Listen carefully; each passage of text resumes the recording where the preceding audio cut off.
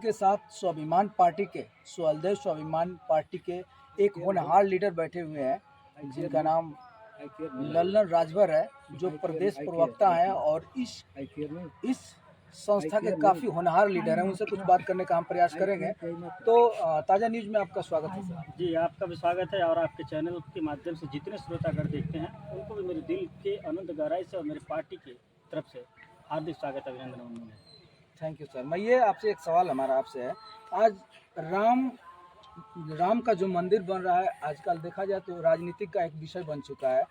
हर एक पार्टियां कुछ न कुछ उस पर कुछ न कुछ बोल रही हैं कि ऐसा नहीं होना चाहिए था, उसके जगह हॉस्पिटल बना देना चाहिए था, तो कुछ और बना देना चाहिए। बहुत सारी बातें सुनने को मिली। तो मैं चाहता हूं कि आपका क्या इसमें उद्देश्य है कि अगर मंदिर बना हुआ है तो सही बना है कि वहाँ कुछ और होना चाहिए? देखिए, राम सबके दिल में बसते हैं। जी राम जी जिनको राजनीति करना है वो ऊपर के मन से कहते रहेंगे, लेकिन सच्चाई यही है कि राम पूरे हिंदुस्तान वासियों के दिल में बसते हैं और वो दिल से लगा के राम को रखते हैं। कोई राम से दूर नहीं है। जी पर राम के नाम पे राजनीतिक रोटी सेकने वाले व्यक्ति हमेशा राम को अपने मुख से कहते हैं, लेकिन हम लोग अपने दिल में रखते हैं, अपने जिगर में रखते हैं राम को। और राम सबके लिए राम है। जी।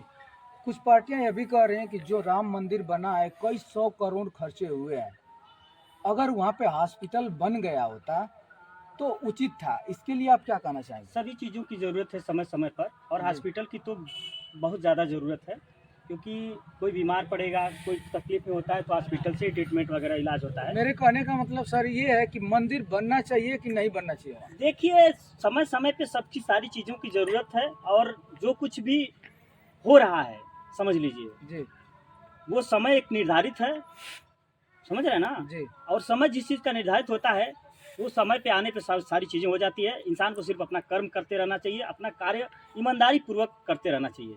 कहने का मतलब है कि मंदिर से आप भी संतुष्ट हैं?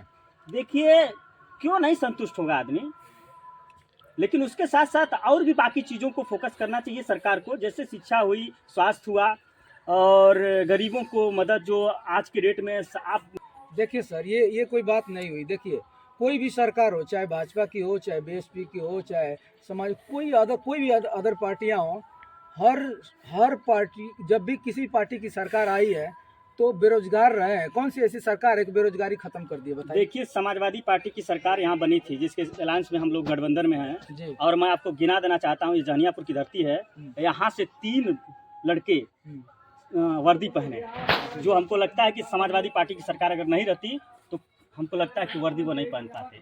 2 सुन लीजिए, पहले बात सुन लीजिए। बोलिए 2 शिक्षा मित्र हुए, जी समाज जिसके अलायंस में हम लोग खड़े हुए हैं, समाजवादी पार्टी के 2 शिक्षा मित्र यहाँ हुए, जी और उनकी तनख्वाह अच्छी खासी थी, 32,000 रुपये। उनका परिवार पालन पोषण बड़ा बेहतर तरीके से चल पाता था, लेकिन आज उनकी स्थिति 9, 10, 12 हज़ार में रोक दिया गया है और उनकी स्थिति बहुत डैमेज है। और बता देना चाहता हूँ आपको, यहाँ 95 लोहिया आवास बना हुआ है।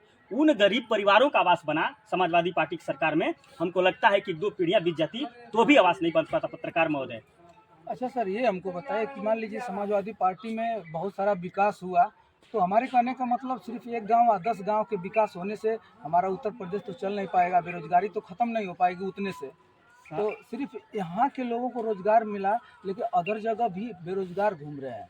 पत्रकार भाई, आज की डेट में जितनी बेरोजगारी है ना, अगर मैं आपको बता दूं कि मुझे एक चपरासी की नौकरी दिलवा दीजिए, अब मैं राजनीति से संन्यास ले लूँगा। सरकार से कहिए कि मेरे जैसे युवाओं को एक चपरासी की नौकरी दे दें, चौकीदारी की नौकरी दे दें, मात्र 20,000 की नौकरी दे दें, मैं राजनीति संन्यास लेकर वो चौकीदारी की नौकरी करके अपने परिवार को जिलाऊंगा। लेकिन जब आदमी बेरोजगार रहेगा, जब बेकार रहेगा, तो कहीं ना कहीं वो भी अपना हाथ पांव चलाएगा। आज मैं राजनीति में अपनी किस्मत आजमा रहा हूँ, माननीय महेंद्र राजभर के नेतृत्व में, स्वदेश स्वाभिमान पार्टी के नेतृत्व में। चूंकि मैं भी नेताओं के बीच पहुंचकर उनकी अंदर की बातें जानने का प्रयास कर रहा हूं कि आखिर समाज का विकास क्यों नहीं हो पा रहा है, देश का विकास क्यों नहीं हो पा रहा है, क्यों नहीं हो पा रहा है। इस चीज़ को जानने का प्रयास कर रहा हूँ और बेहतर तरीके से जान रहा हूँ। और आने वाले समय में मैं आपको बता दे रहा हूँ कि बिल्कुल मैं आपको पर्दा हटा के बताऊंगा कि विकास क्यों नहीं हो पा रहा है। ललन भाई एक बार वो लिखे थे सोशल मीडिया पर जी कि हमको पार्टी से निकाल दिया गया, हाँ, बहुत उसमें बड़ा विवाद हुआ था, क्यों? देखिए, जब कोई आदमी जब बेरोजगारी और आर्थिक तंगी से जब गुजरेगा ना, क्योंकि देखिए हम लोग किसी धन पशु के बेटा तो है नहीं, हमारा जो कहीं हमारी आर्थिक स्थिति बहुत मजबूत है नहीं, हम एक गरीब का बेटा हैं, और हमारी पार्टी भी के जो मुखिया हैं वो भी एक गरीब के बेटा हैं। तो कहीं ना कहीं हम लोग अपने पैसे से, अपने भाई के, अपने पिताजी के दिए हुए पैसे से हम लोग अपने पार्टी के 10 कदम चलकर पार्टी को दुरुस्त और मजबूत करने का प्रयास करते हैं। अगर आर्थिक तंगी और बेरोजगारी जब सताने लगती है तो ऐसे ख्यालात मन के अंदर उत्पन्न हो जाते हैं। उसमें बहुत कोई बड़ा मुद्दा नहीं था, लेकिन अगर उसको कुछ लोग मुद्दा बनाए तो बनाए, लेकिन सच्चाई यही है कि आर्थिक तंगी में आकर मैंने इस तरह का मेरे मन के अंदर उत्पन्न हो गया। लेकिन फिर हमें जोश मिला हमारे शीर्ष नेतृत्व से और हमारे परिवार से, हमारे दोस्तों से। उन्होंने हमारा सहयोग किया और कहा कि नहीं, आप एक बेहतर नेता हो और एक बेहतर नेता बनकर उभर सकते हो, इसलिए आप ऐसे ख्यालात मन के अंदर से निकालो और जहां तक हो सकता है संभवतः हम आपकी मदद करेंगे। और कदम से कदम मिलाकर माननीय महेंद्र राजभर और सुखदेव स्वाभिमान पार्टी के साथ आप लगे रहो और कारवां आगे बढ़ाते रहो। फिर हम एक नए जोश के साथ 2024 में फिर मजबूती के साथ खड़ा हुआ हूँ। वो कोई बड़ी बुनता नहीं था। तो आप समाज के प्रति क्या करेंगे सर? देखिए, अगर सुहेलदेव स्वाभिमान पार्टी सत्ता में जाती है तो हमारे राष्ट्रीय अध्यक्ष माननीय महेंद्र राजभर जी ने हमेशा कहते हैं और आगे भी कहते रहेंगे, उसको करके दिखाएं भी। देखिए, माननीय महेंद्र राजभर जी को क्या मिलेगा या नहीं मिलेगा वो अलग बात है, पार्टी दल को क्या मिलेगा वो अलग बात है, लेकिन समाज को क्या मिलेगा इसका सबसे बड़ा महत्वपूर्ण बात, जो जिस पार्टी के ऐलान हुआ है, जिस उसके मुखिया द्वारा ये एक बड़ा कार्यक्रम कराकर मंच के माध्यम से, जो हमारे राष्ट्रीय अध्यक्ष जी ने बहुत पहले भी कह चुके हैं, आज भी कहें और लगातार कहते रहते हैं कि हम लोग समाज को क्या दिलवा पाएंगे, उस चीज़ का सबसे पहले भरोसा और वादा दिलाने का काम करेंगे। हम लोगों को व्यक्तिगत लोभ और लालच में आकर हम लोग किसी दल पार्टी को नहीं बनाएं। एक समाज को जो गुलिया के, ठोकिया के, जो थोक भाव में बेचने वाला व्यक्ति था, उसे समाज को बचाकर समाज को हक और हिस्सेदारी दिलाने के लिए ये सुहेलदेव स्वाभिमान पार्टी का गठन हुआ है माननीय महेंद्र राजभर के नेतृत्व में।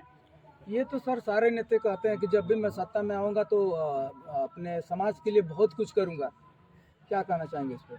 सभी नेता कहते हैं तो लगभग कुछ बहुत सारे नेता अपने बात पे खरे भी उतरते हैं, और हम लोग को पूरा विश्वास है कि हमारे माननीय महेंद्र राजभर जो हम लोग के मुखिया हैं, जो हम लोग के आदर्श हैं, हमारे जो राष्ट्रीय अध्यक्ष हैं इस पार्टी के, कहीं ना कहीं 100% देने का प्रयास करेंगे अपने समाज के लिए और अपने कार्यकर्ताओं के लिए।